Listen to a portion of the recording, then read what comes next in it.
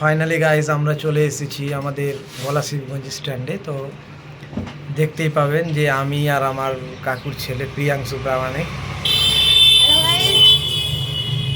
একসাথে বসে আছি, তো গল্প করছিলাম। তো ভাবলাম ছোট্ট একটা ব্লগিং বানিয়ে নিই। তো এই যে আমাদের এটা মেন রোড।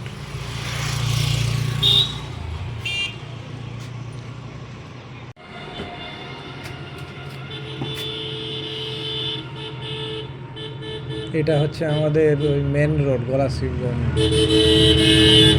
পুকুরিয়া স্ট্যান্ড বলে আমরা একে জানি, পুকুরিয়া ঘাট মেন রোড। আমার এক স্টুডেন্ট নাম শেখ রোহিত দেখা করতে চলে এসেছে। তো যাই হোক, আমি স্ট্যান্ডে এসেছি, ও কোনো কারণে স্ট্যান্ডে চলে এসেছে। এর নাম হচ্ছে শেখ আশরাফ।